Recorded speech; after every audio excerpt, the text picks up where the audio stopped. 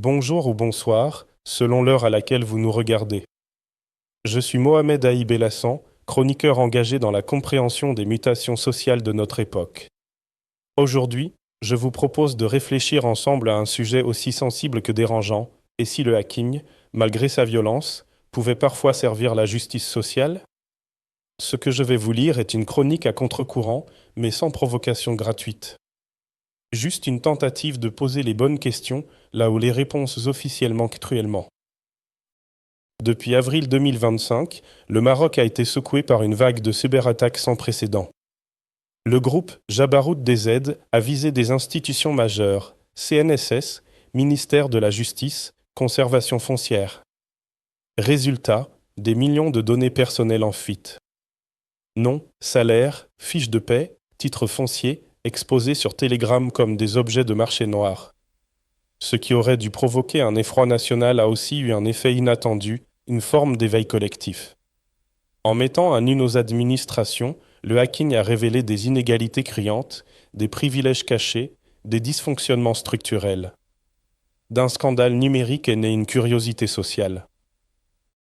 Très vite, les discussions ont dépassé le simple cadre sécuritaire. Sur les réseaux sociaux, dans les cafés, dans les couloirs d'entreprise, un phénomène rare a émergé, les salariés comparent leurs fiches de paie. Ils découvrent l'ampleur des écarts entre ministères, agences, entreprises publiques.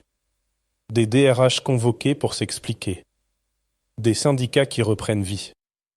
Des employés qui, pour la première fois, comprennent leur position réelle.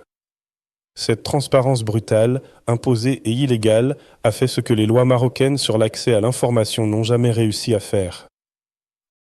Autre onde de choc, les données de la conservation foncière. Ces fichiers, longtemps invisibles, révèlent les noms de hauts fonctionnaires, de politiques et les terrains qu'ils possèdent. Ce qui était rumeur devient preuve.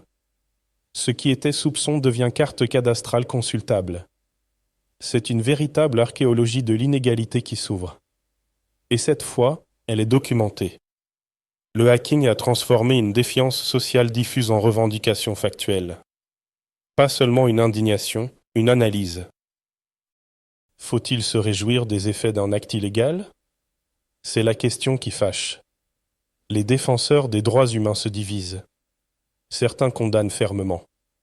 D'autres reconnaissent l'utilité politique de ce chaos.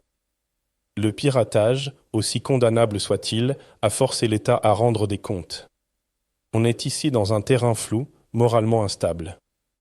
Mais dans une société verrouillée, ces fuites massives semblent plus efficaces que des années de plaidoyer institutionnel. Si ces données étaient aussi sensibles, pourquoi étaient-elles si vulnérables? Pourquoi les réformes sur la transparence n'ont-elles jamais été appliquées? Pourquoi faut-il qu'un groupe de pirates masqués fasse le boulot des institutions? Le piratage révèle un malaise plus profond, une crise de confiance. Une demande d'équité ignorée. Une population prête à enfreindre la loi pour connaître la vérité.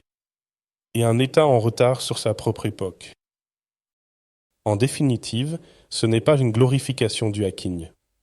C'est un constat.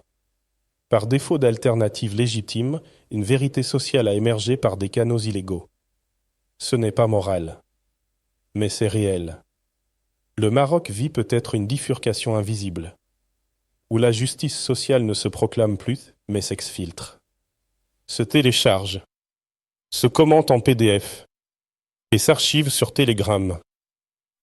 Ce n'est ni une apologie du piratage ni une condamnation aveugle. C'est une invitation à penser l'éthique de la transparence à l'ère numérique. Car si l'État n'organise pas l'accès à l'information s'organisera sans l'État. Et peut-être même contre lui. C'était Mohamed Aïb Belhassan pour l'ODJ Média. Merci pour votre écoute. Restez lucide et surtout, posez les vraies questions.